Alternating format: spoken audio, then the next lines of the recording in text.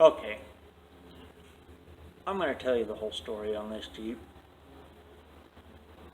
I'm still in the process of converting it to EFI and everything, uh, but I'm in a shutdown, so I'll tell you the whole story of this Jeep. And it's going to be a little while before I get to part two of that EFI conversion, and this is why. Okay, Jimmy bought this Jeep in California. He works in California. He lives here. He's a long haul truck driver, contracts his truck out to places, and just so happens that he's been working down in California for quite some time. Long story short, he works there on months on end, comes back, and he's only here for a short period of time, a week at max. And then he goes back and he works for months, and then he comes back, you know. So he's got little time here. But he's always wanted a Jeep and everything, so he's real into four-wheel drive and trail riding and stuff like that. And I can see his point. Anyway, he found this little Jeep in California. It already had the 302 Ford conversion, and Jimmy's a diehard Ford man, so that was a dazzle, you know, bonus. It already had a lift kit, body lift, you know, you name it. All this work was already done to it. And, you know, it's a good looking little Jeep. And it's got the little ghost flames in the side, you know, the fender flares, soft top, bikini top on, I mean, the full cage, you know, it's a good looking little Jeep. So he bought it. And when he finally told me what he paid for it, you know, he didn't get ripped off. He paid an okay price for it. But a warning to everybody out there, unless it's a smoking good deal, and you know for sure it's a smoking good deal, always have somebody else go look at it, somebody who knows this stuff, especially if it's been customized, because you don't know who customized it. And if you don't know what you're doing, when you want to customize it, make sure you consult with friends, make friends that have done it, join clubs, whatever. Don't trust everything you see on the internet. All the YouTube channels and everything, you know, watch them for ideas. Don't watch them as instructional. You know, even look at mine that way, because they're just ways that I do it, and I've always done it, and you know, I'm putting it out there the way I do it. There's 1,001 ways to do it, so just take them for inspiration and ideas. That's the best way to look at the stuff on the YouTube. Anyway, so he bought it, and it never did run right. It was, by everything that we found and he could find, it was a 1990 Ford Mustang GT that they pulled the motor out and the whole wiring harness out of, and they put it in this Jeep, and then they rerouted the wiring harness and everything into it to make it work. Like every LS swap, every Coyote swap, Hellcat swap, you've seen a million of them on the internet. But it wasn't done right. It was cobbled together. And when you're dealing with computerized stuff, you can't cobble anything, especially in an OBD1, the old pre-96 computer generation stuff. they're very, very, very hard to do anything but stalk with them, because you can't break into that so-called computer. It's actually a module. It's not a computer. It just modulates stuff and sends electricity where it's supposed to go. It sends 4 volts here when it gets 2 volts here. You know, it just modulates. There's no Windows 10 in it. You know, you can't get on the internet with the we all call them a computer, but really they're not a computer, especially OBD1, the old stuff. So old stuff is hard to modify. OBD2 changed the rules. They're kind of a computer, a very basic one, but they're kind of a computer. You can plug your tools in it, you can plug your laptop into it and change stuff. You can take it to a tune shop and they can plug into it and change stuff and make everything work. OBD2, not OBD1. We're dealing with OBD1. Anyway, and when you got it, like I think I said there, I kind of lost track, but we weren't sure what it was that they put into it, what year, everything like that. But when you open the jockey box, that's where they put the ECU, the computer, in there, and it was written on there 1990, you know, and then it had the barcode. It all came up as 1990 Mustang GT 5.0 HO, you know. So that's what we went off of, you know, or he went off of. That's what he was going off of for what this motor was. So he drove it around some, and it always run rich. It never did run right, and he couldn't get it to run right. So he brought it up here to Idaho. This whole time he's, you know, calling me and asking me for advice on, you know, hey, I'm having the issue here, what could be causing this, and, you know, and I, you know, trying to diagnose over the phone and try to give him some advice. But finally, when he finally got it up here, I said, just bring it by the shop and I'll take a look at it. Okay, and I opened the hood, and that's all it took. First look. It had a cobbled together, makeshift cold air intake on it. The ignition control module coming off of the distributor was all, the wires coming off of it were just twisted together and taped up, and, you know, there was a lot of roadside repair looking stuff. I need to do this to get home kind of work done to it.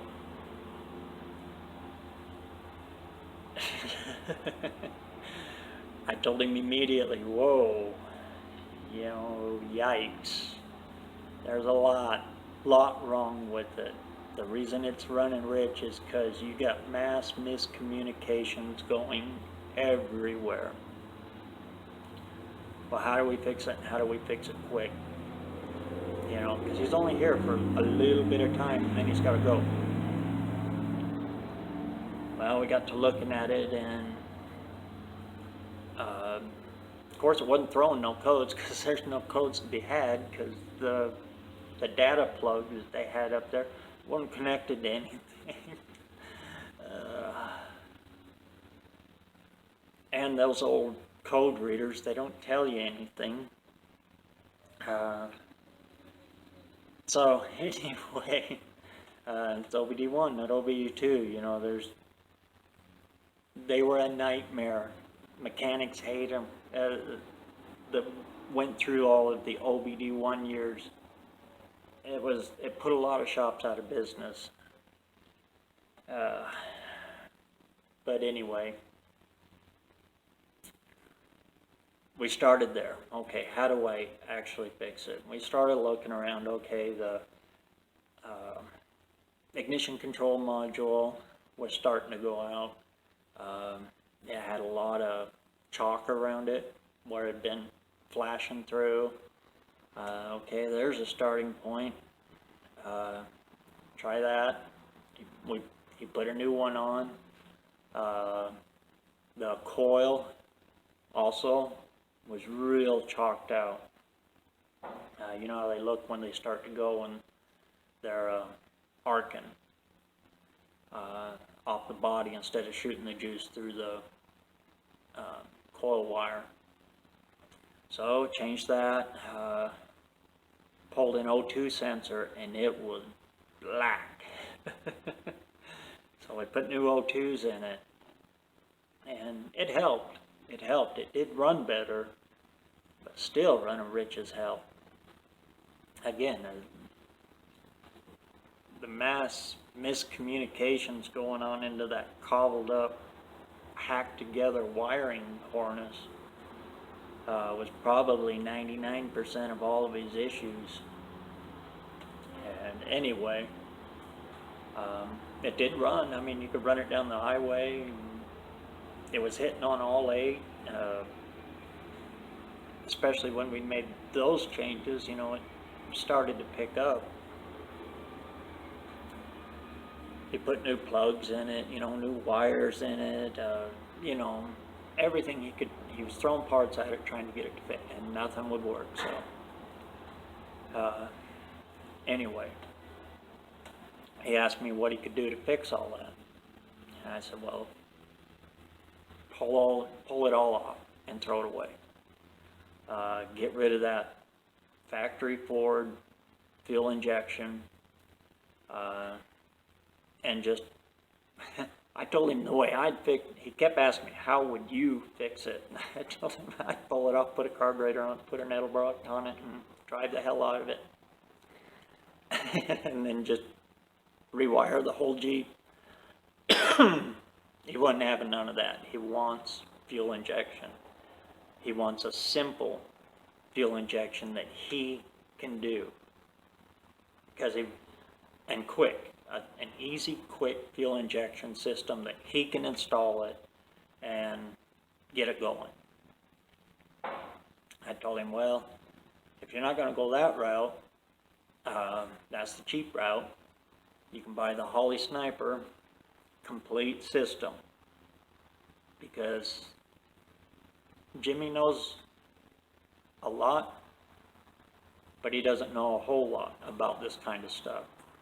You know, he can read an instruction book, and he's got enough mechanical ability that, you know, I trusted that he would be able to take this and put this kit in. They're simple to do, and you can do it in a weekend of solid work. But I told him to do the complete, total kit. The Hyperspark ignition distributor, the kit, the EFI kit, the fuel installation kit. I mean, I told him you go on to whoever you're going to buy it from. If you're going to buy it from Summit, you buy all of this from Summit. If you're going to buy it from Speedway, you buy all of this stuff from Speedway. Don't be a cheapskate on it. Anyway, so he gets this all together. He knows what he needs. So he goes off, because he's going to do it himself, you know. I told him that's my best advice for you, since you want to do it yourself. Make it super simple. And if you buy all this stuff from one place, tell them what you have. They'll match everything up for what you have. You know. So he goes off and he goes in search for an intake manifold. He puts it in his head that he can do this cheaper. Because, you know, the intake manifold for a 302 Ford is like 160, 170 bucks. I take that back. An intake manifold for a 302 Ford is like 250 to 280 bucks, depending. So, in fact, some of the shops, parts stores local here were over 300 on it. Shop around, to find your cheapest way. He figured he'd go on Craigslist and just find one, or Facebook or all that. Well, he looked around, and had to go back to work in California. And, a month, 2 months goes by, and he called me up and said, hey, I found one. The guy wants to sell here in California. I'm going to go over and take a look at it. So he goes over there and he looks at it and he says, hey, he wants to sell me the whole motor. Oh, okay. How much? He said $200. Okay, send me a picture. And he sent me the picture, and sure enough, it's the Edelbrock Performer dual plane intake with the Ford Racing valve covers on it. You've seen all that stuff in the other video. It's got all that stuff he needs. And he's asking me, well, how do I check compression? How do I know if this engine's right? And I said, just buy the damn thing.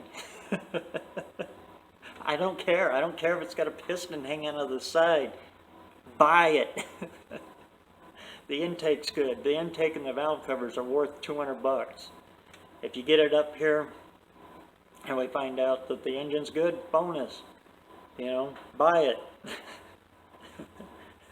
It was a good price, so he did. He bought it, threw it in the back of his pickup, and then came back up here to Idaho and dropped it off. Well, when he dropped it off, we got to looking at it, and he kept asking me, how do you check compression? How do you know if it's good? I said, you can't do that on a Ford because you can't start it, on the floor, and especially in here, I wasn't set up for none of that. I said, just if you want to know right now, tonight, just pull the heads off. You'll know immediately. So we did, pulled the heads off. It only takes, 15 minutes. Pulled the heads off and looked down. Motor's beautiful. No ridge, none. Zero ridge. Rolled it over a few times to check the cylinder walls. Clean as a whistle. Brand new hash marks in them. And they're even. All the cross hatches even. That says a machine shop probably did it. And I mean it. They were zero ridge on the top. The pistons had no color on them. Well, a little bit of color on them showing. I don't think this thing even had 50 miles on it. The story he got was the guy was building a Mustang, a little Fox body Mustang. He just got it done. He was leaving his driveway, got T-boned and killed the car. He pulled the motor, had it laying around in his garage for a while and said, to hell with it, I'm just getting rid of everything. Oddly enough, I think the guy was telling the truth. Very rare do you find the truth in that. I was expecting just to use the intake and the valve covers, call it good with that. So, he ended up with a brand new rebuilt motor. We flipped it over, pulled the pan, and checked the caps. No copper. No copper at all. Bearings were brand new. So, we got it all back together, bonus, okay. And then he asked me what he can do from there. And I said, well, there was one thing that concerned me about the motor though.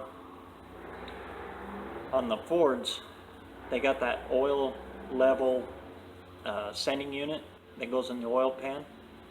That had been cut out and re-drilled and tapped for an oil return line. I got looking up at the front, there was a pressure line coming out. That was a turbo motor. They'd set it up to run turbo on it. I know it's going to have turbo gap. More likely. We didn't go that far, but I'm pretty sure it's got turbo gap. sometimes with a turbo gap, you know, you got to open the rings up a little bit for boost, for the increased cylinder pressure. You got to open those up a little. Sometimes with that, if you don't run the turbo, when you first start them up, they'll smoke a little. Sometimes just a poop, poop, poop, and then they quit. I know Jimmy. I know if he sees, you know, it smoking a little, it's good. It'll set in his mind, and he'll think about it and think about it and think about it, and he'll try to make it right, which means pulling the motor, re-ringing it, and putting it back with standard ring gap. If it did that, sometimes they won't, but usually they do. I'm not saying black smoke. I'm saying puff, puff, gone. You know. But, and it depends on how they gapped them. You know, it's all mystery stuff when you weren't the one that did it. So anyway, I gave him the option. He said, I told him you can pull the motor out of the Jeep and then just run this motor. But to do that without the turbo, you got to get an oil pan. A new oil pan, because that is a mother bear to try to reseal that hole in the oil pan for the oil return. They're damn near impossible to reseal. And again, I know Jimmy, so if he sees a little drop of oil, he's going to think about it, and it's going to get into his head, and he's, you know. So, I'm trying to make this as trouble-free and easy for him as he can. I told him, well, just buy a stock oil pan without that, and it's the dual sump. On Fords, there's multiple oil pans for the same engine. And ironically, the one that they're most known for is the easiest one and the cheapest one to get, which is a front sump. But this isn't a front sump, it's a dual sump. So he goes on the net and he's looking around, but they want 200 and something bucks for the dual sump that comes with a brand new dipstick that he's already got. So he tries to get it cheaper. So he gets on with, I can't remember who it was, but anyway, he finds a stainless steel one that's shiny, pretty, looks like chrome, orders it in. I'm going to use that oil pan, I'm going to put it on, and he's just going to change the motor in the Jeep. And I told him, like I said, you can use my shop, my tools over there, shop's yours, go ahead and bring it in, pull your motor, throw that in, throw your sniper kit on it, boom, you're out the door. Not going to charge you any rent, no, you know, have fun, shop's yours. Throw in the keys for it even.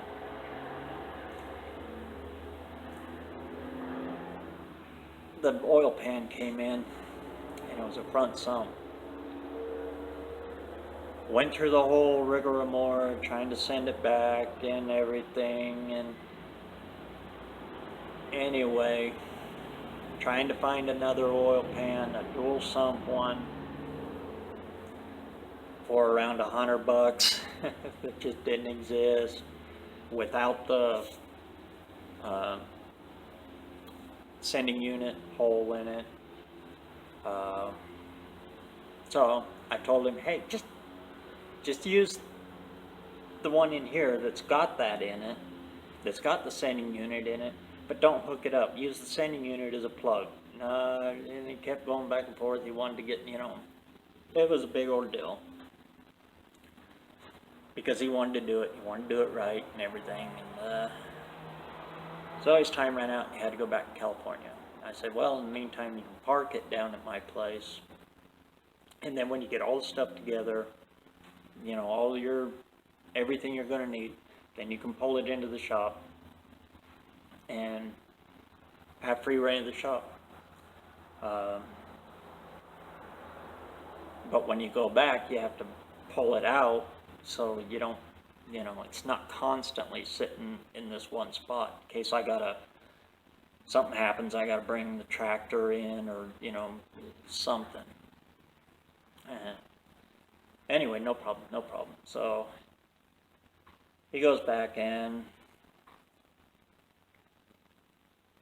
He got everything together for it. He got or no.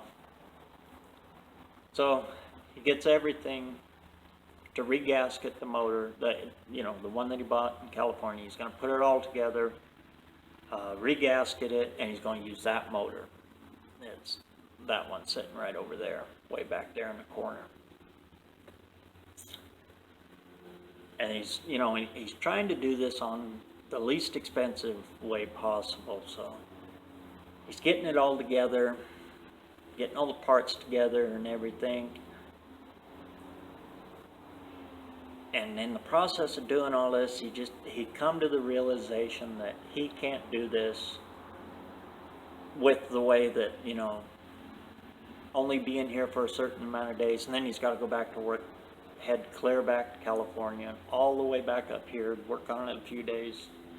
In the meantime, keeping the wife happy, you know, everything. He said, it's just not possible. What would you charge me to do it? I threw him a number. We agreed on that. I said, and that's an estimate number. If everything goes right, it'll be this price. And he kind of, okay.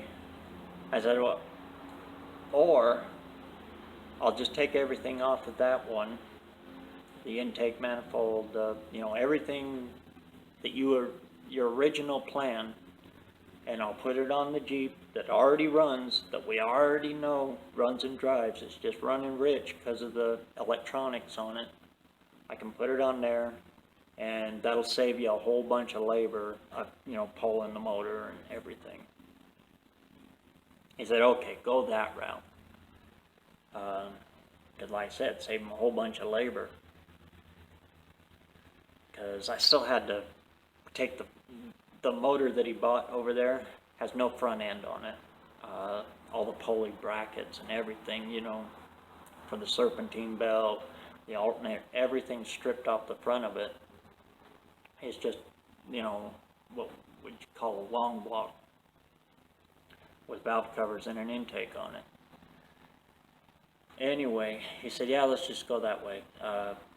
Take everything off of that, put it back on here, and I'll just keep that one for a spare motor.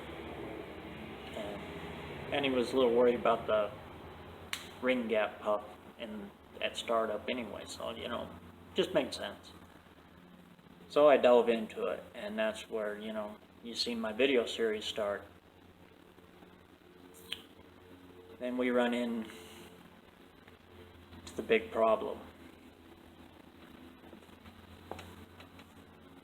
I thought I had it right here. Well, I got the stock one here, I can show you. I don't have the Hyperspark right here with me, but this is the distributor that came out of the motor he bought in California.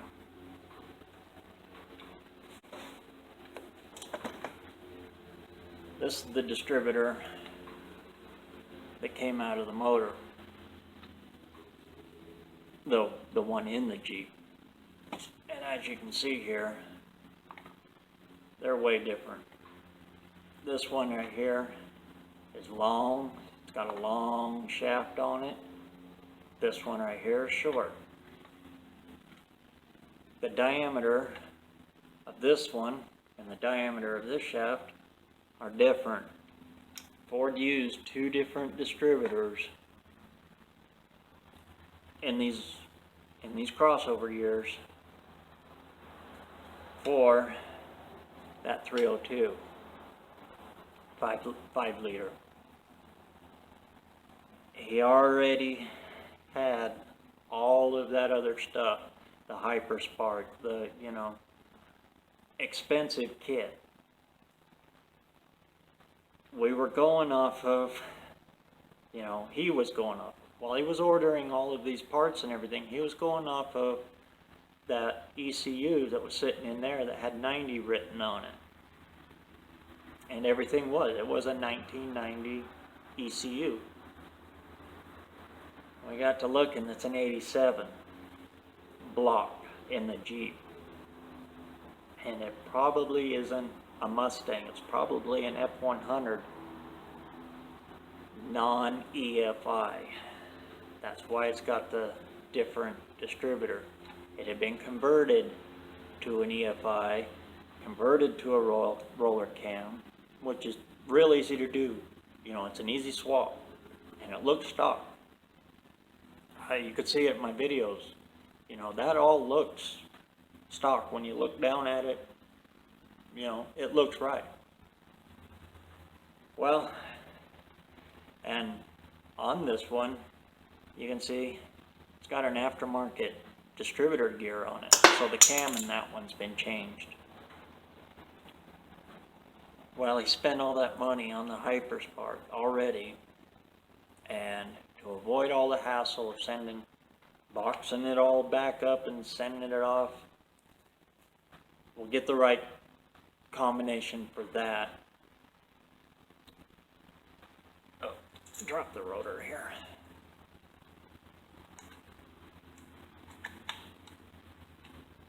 And just go with the parts you have.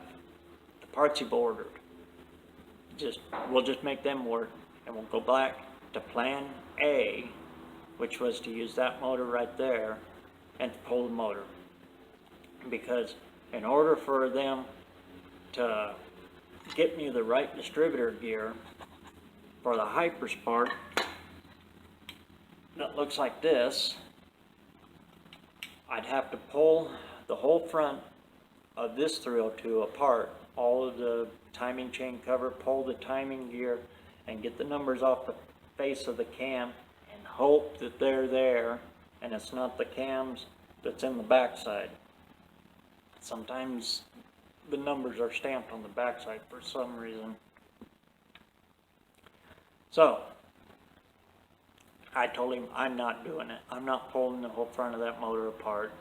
At the point that the Jeep's at right now, pull the nose and we pull the motor and we swap motors, because he already has the right stuff sitting in the shop right now for that motor over there. It's just the wrong stuff for the one that's in it now because of this other nuances and stuff that we're finding as we go, that this motor as well is a cobbled up mess of leftover parts that they just made work. This is what started it. So, or I take it back. This one is the one that started it, because this is the one from there. You can see a brand new control module we tried. Anyway, so we pull the nose, we pull the headers, and these little Jeeps, when you put a V8 in them, even a little 302, it hides a lot of stuff because you can't see nothing in there with all the fender wells and everything. You can kind of see in my videos there when I'm showing you around, you don't see nothing. Even if you crawl underneath, everything's so tight how it's got to fit, you know, the Jeep frame rails and everything. You can't see nothing in there. In fact, I couldn't even get block numbers off of it because I couldn't see back in there around the starter. It was all blocked with the headers and everything. Nightmare. So we pulled the nose off. That's when the rabbit hole became a badger hole. I'm going to show you.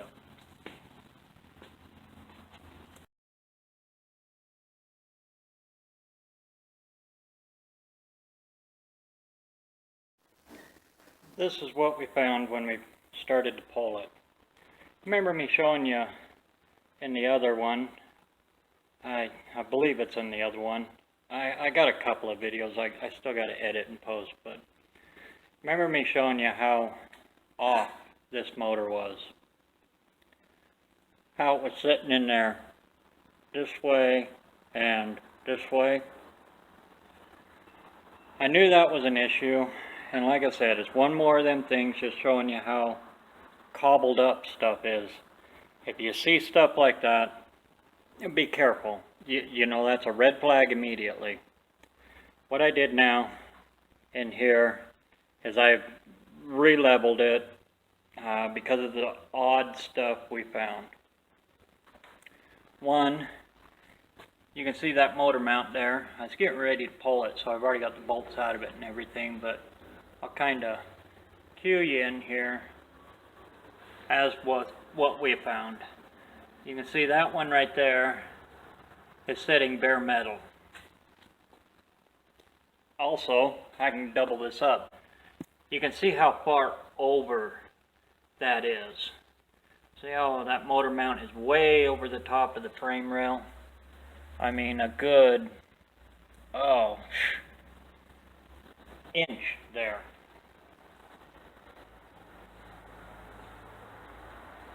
This one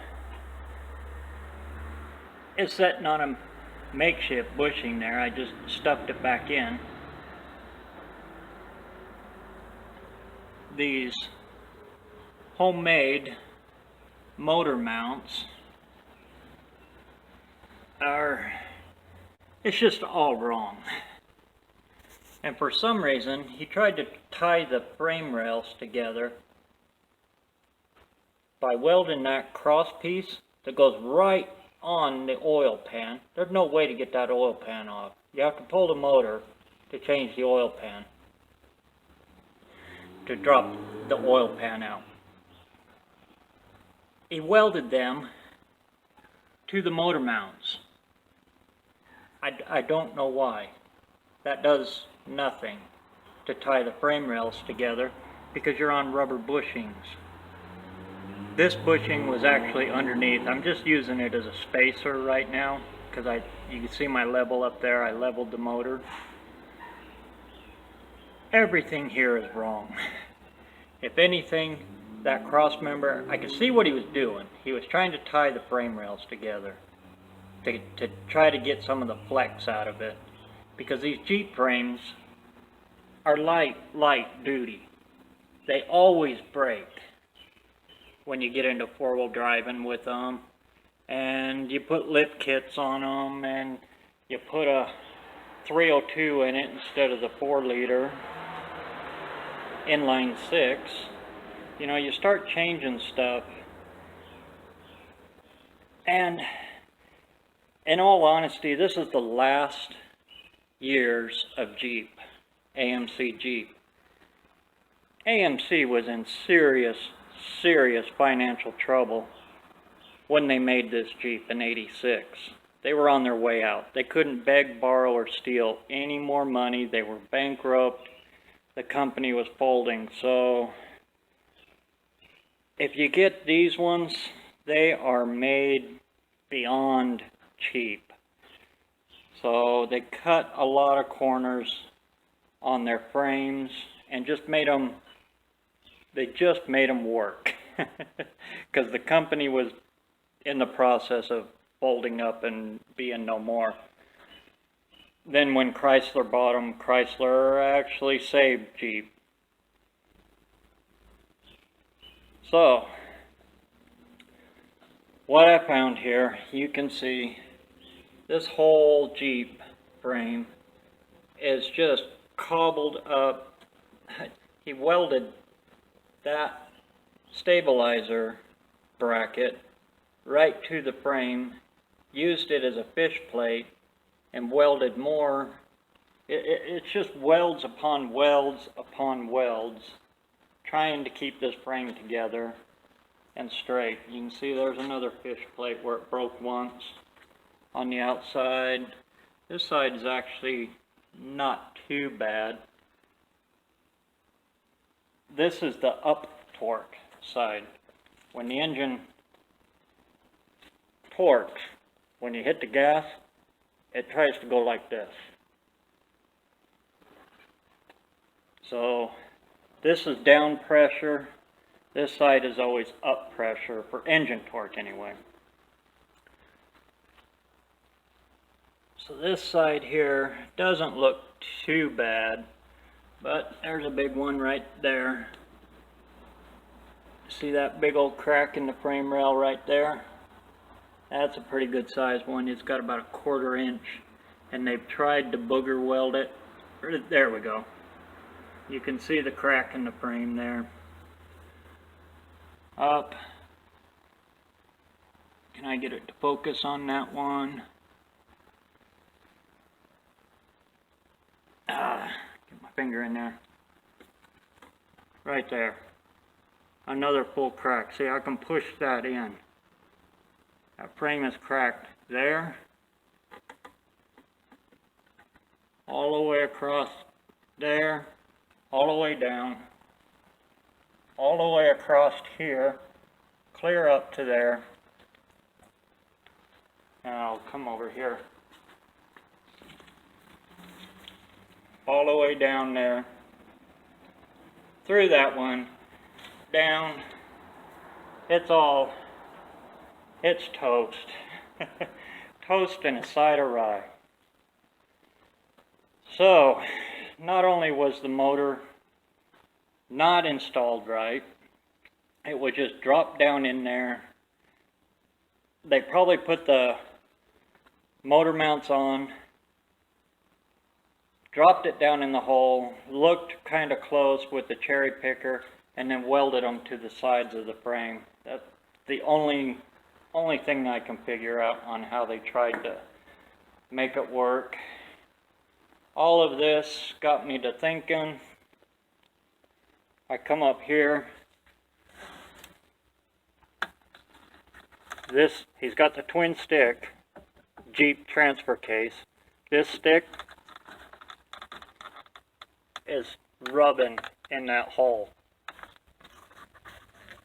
He's got over 2 fingers on this side. The shifter, same thing. Everything is hugging the driver's side. Everything there is completely wrong. Then I got to digging deeper. I looked underneath for the driveline angle, and it shows it as well.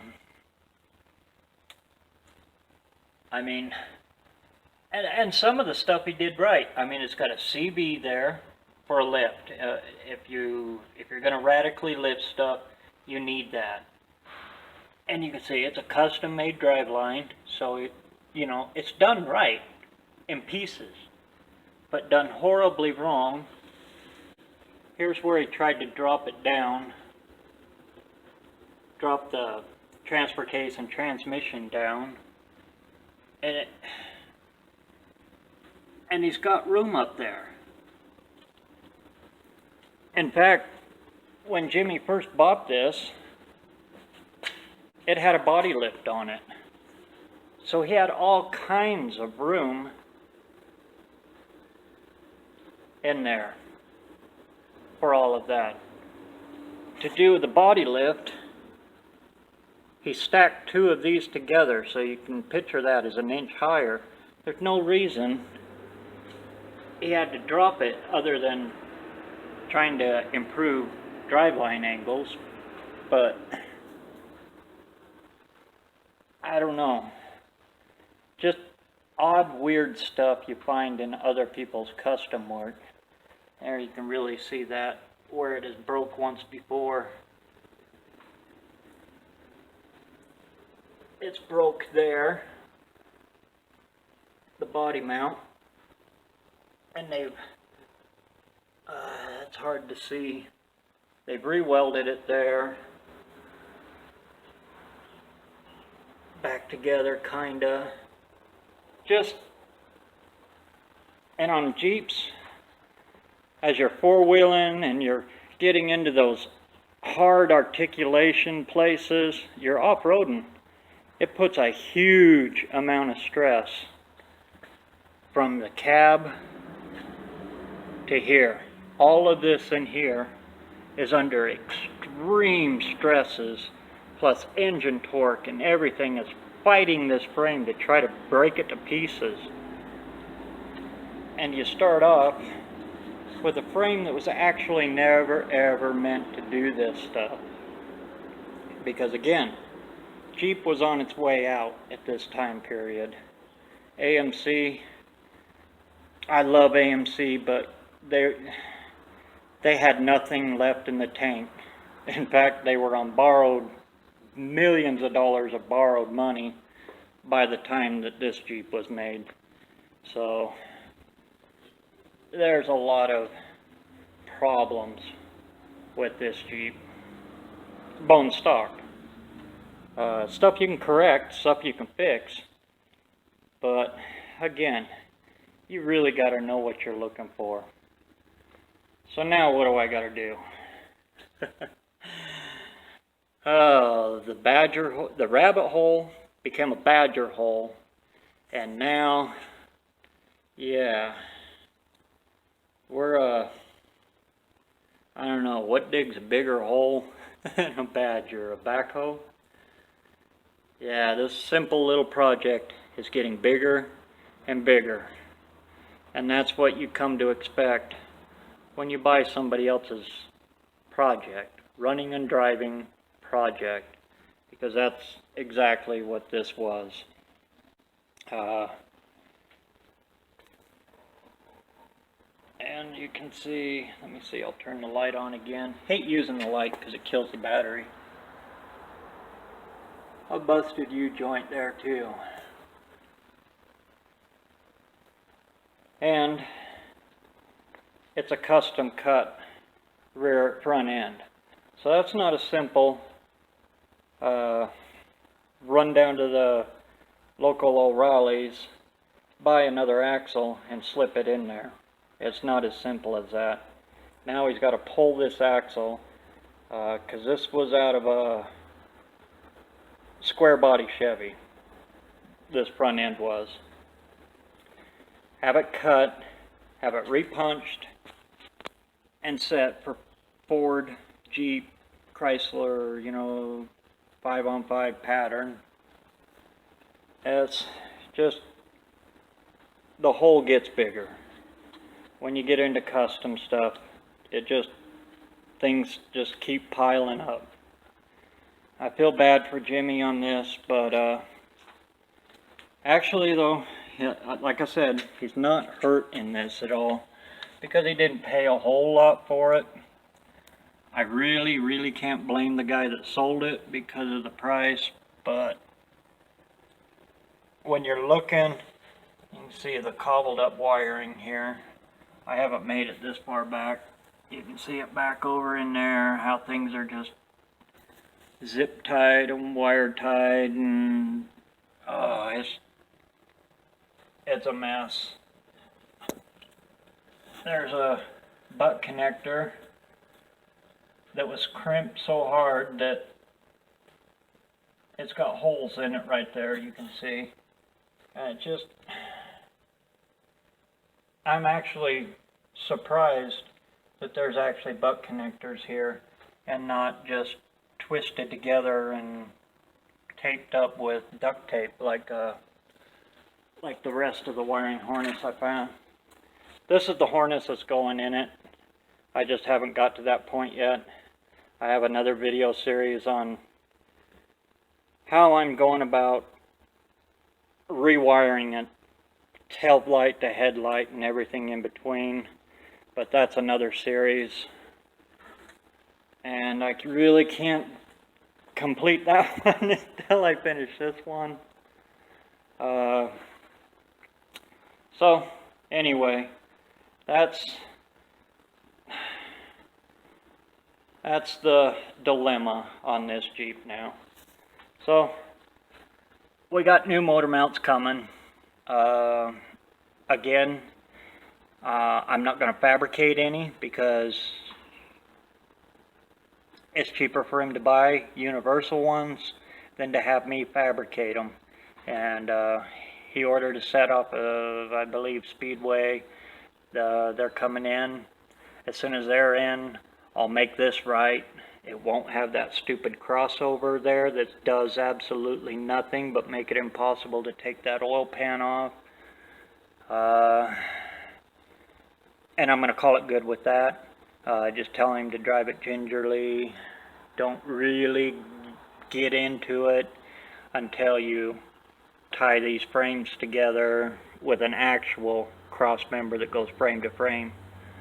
Because with that mounted right there, this frame can still walk all over the place because you got bushings here that can still move all over. It doesn't solve anything. That was just crazy. Anyway, and this one's welded this way, the other one's welded the other way. I mean, it's a mess. I've seen worse, but this one is pretty bad. Now I got to come in here and I'll fix the frame, fish plate it again, fix it back there, weld that back up, throw another fish plate on there. Once all of this is out of the way, now I do have to take, and I'll tow this or trailer it, one of the two, up to the other shop where I got my welder and the 220 and everything, and do it there because my shop ain't wired. I ain't got nothing in here. The only wire I got is an extension cord run from the house over to there. Enough to run my radio, charge my cordless tools, or a light. That's the only power I got out here right now. Actually, I'm waiting on an electrician to run me power from a pole, so the electrical work I can't do. Got to have a licensed electrician for that. He's actually supposed to be here either this week or next week. Building and houses and everything in this area have exploded, so any kind of contractor work like that, it's hard to get them right now because those poor guys are just hopping right now. But anyway, that's where she is.